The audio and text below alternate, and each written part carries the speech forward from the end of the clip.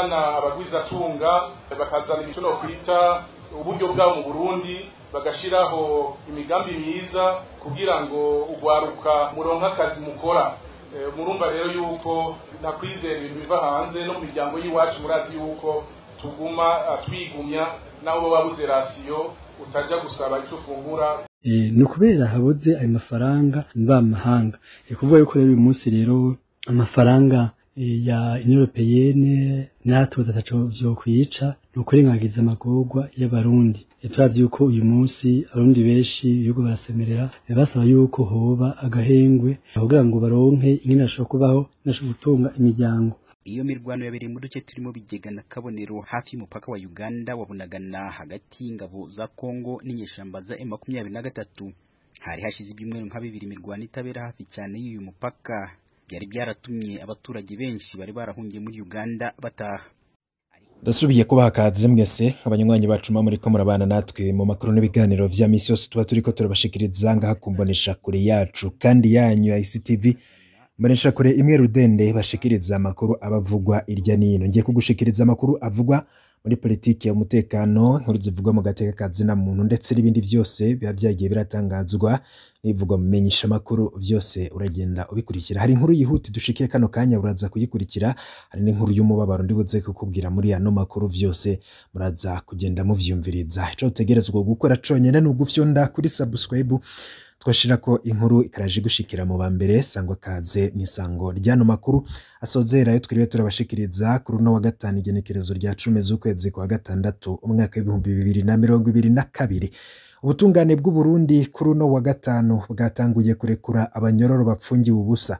Abanyororo bazorekugwa ku itegeko ry'umukuru w'igihugu ariko atari kigongwe ni abarangije ibihano vyabo, abapfunzwe atamadosiye bafise, abarekuwe ariko ntibasohoke amabohero n'abandi. Mu ntango z'iyindwi umukuru w'igihugu c'u Burundi Evariste Ndayishimiye kubarekura rero ngo bizogabanya ubwinshi bw'abanyororo ndetse bigaha isura nziza ubutungane.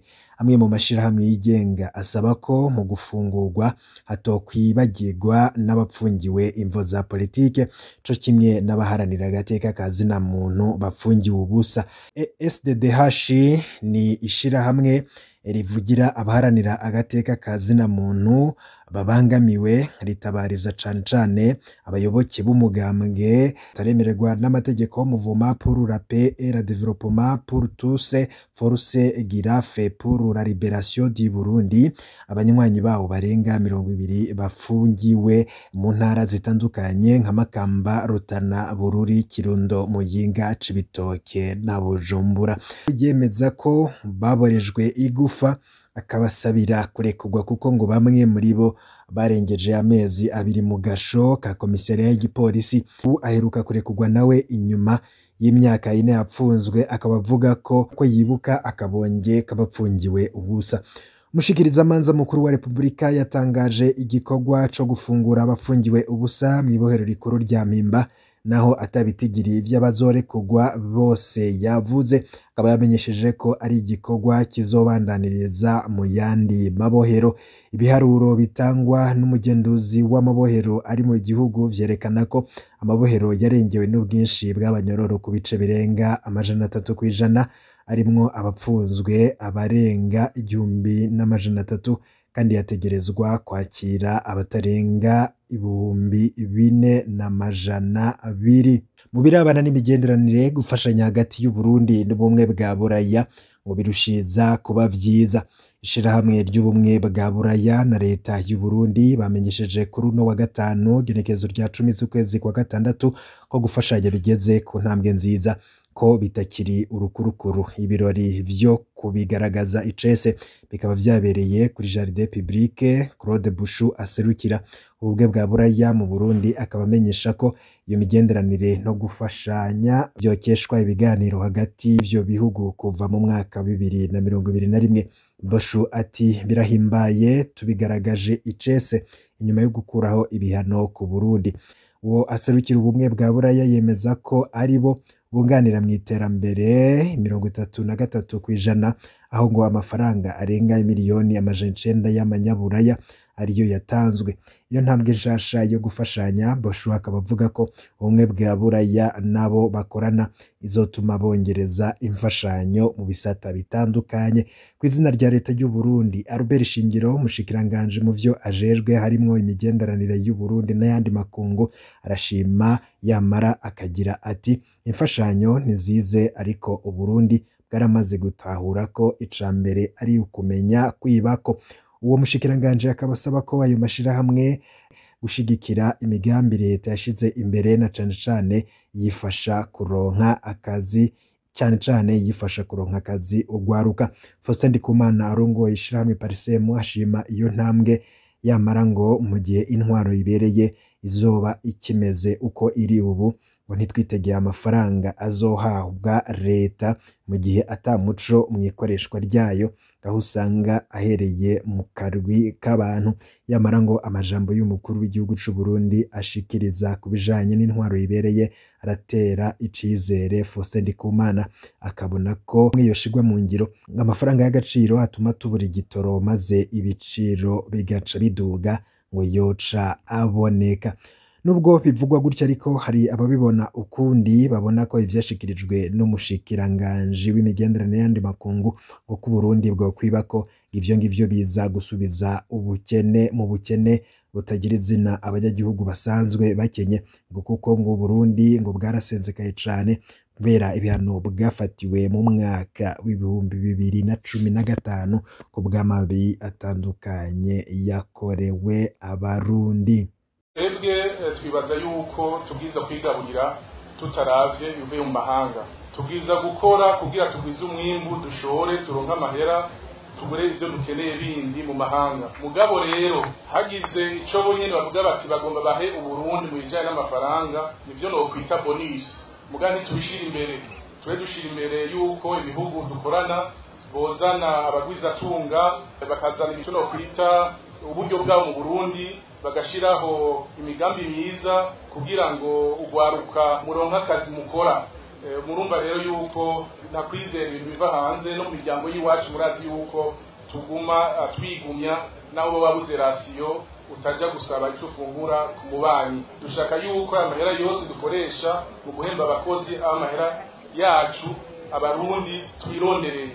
Mugabo rero ibiva mahanga byoza biterera mu migambi y'iterambere yindi mu kubaka amabarabara, ingomero z'umuyaga nkuba n'ibindi mugabiciye mu gufashanya hagati y'ubihugu byacu. Murazi ko atagihugu c'icana kibaho, twese tugenda dufashanya, baradufasha natwe tugafasha mu byo dushoboye. Ariko rero ngo iyo mvugo y'umushikiranganje wo gufashanya ku Burundi n'ayandi makungu niyo gushinyagurira abarundi bari mu bukene ntangere, uko niko bishikirizwa n'ishiramwe RCP, Réseau de Citoyens Probes mu Gifaransa. Gervais Nibigira icegera c'urongoye iryo shirahamwe avuga ko bitangaje kubona umushikiranganje adaha agaciro iyo mfashanyo mu gihe igihugu kiri mu bukene bw'amafaranga y'agaciro. Kurikira Gervais Nibigira. Ni imvugo yerekana yuko ubwa mbere ho harimwo yotitawe neza y'abanyagihugu, utitawe neza y'abarongoye, kandi tuzi yuko amafaranga y'agaciro afasha cyane mu kugura ibintu hanze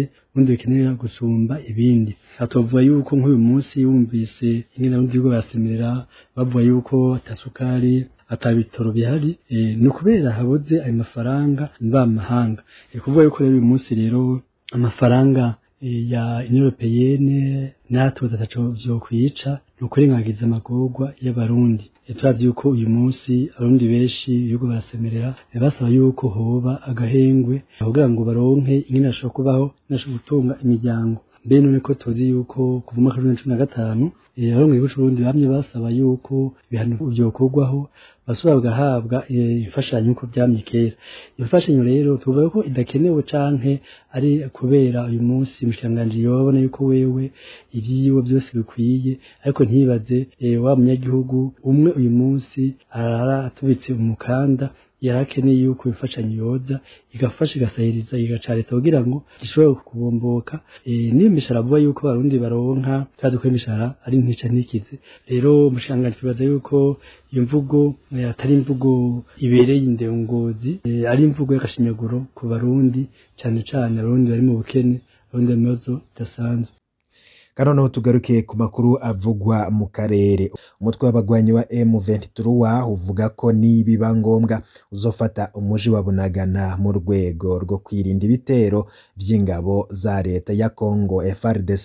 Uyu munsi ku wa gatanu imirwano ikaze ikaba yabereye hafi y'uwo muji wa Bunagana uri ku mupaka w'ibihugu vya Congo na Uganda. Inkuru y'umunyamakuru ijwi rya Amerika Ignatius Bahizi uri muri Uganda. Iyo mirwano yabereye mu duce turimo Bigega na Kabonero hafi y'umupaka wa Uganda wa Bunagana hagati y'ingabo za Congo n'inyeshamba za M23. Hari hashize ibyumweru nka 2 imirwano itabera hafi cyane y'uyu mupaka. Byari byaratumye abaturage benshi bari barahungiye muri Uganda bataha. Ariko uyu munsi ibi byahindutse. Mu gitondo habanje gukwirakwira amakuru avuga ko ingabo z'igihugu cya Congo zari zanyanyagiye mu bice bitandukanye nko ku musozi wa Bunagana no kwashinga imbunda za rutura. Nuko nyuma y'igihe gito kirere cyaje kuzuramo urusaku rw'amasasu y'imbunda ziremereye. Ibi byakurikiwe n'umwuzure w'abantu batangiye kwirukira muri Uganda, ariko ngo bamwe bahunze bakurikira abandi. Naganiriye na bamwe muri bo. Twabonaga twabonye twiruka gusanga tubona abantu bari kwiruka natwe turiruka. Ndahana ikigenda twahunganye n'ibyo twadufite twanabitaye muri Congo. Ubu nta n'icyo kurya dufite hano. Turi hanze, turi ruhande rw'ibarabara. Twabyumvise mu gitondo kare dupfa kwiruka dutaha. Abandi baragiye natwe tugaturaza. Nawe twari turasigayeho twenyine. Nk'ibisanzwe umujyi muto wa Bunagana ku ruhande rwa Uganda wahise wuzura impunzi. Umuyobozi w'uwo mujyi Bwana Ismail Ndayambaje yabwiye ijwi rya Amerika uko ikibazo cy'impunzi cyifashe aya magingo. N'abari baratahutse babongeye kugaruka, uvuga ngo umutekano ahangaha ni mukeya cyane, ibintu ntobyiriwe bitworoheye ahangaha. Imirwano ntiyari yoroshe ku buryo abantu bose bikanze amasasu yari kumvikanira hasi. Bongera kugaruka mu Uganda, umvugira ahangaha amabaraza y'amazu, abaturage bari aho ngaho.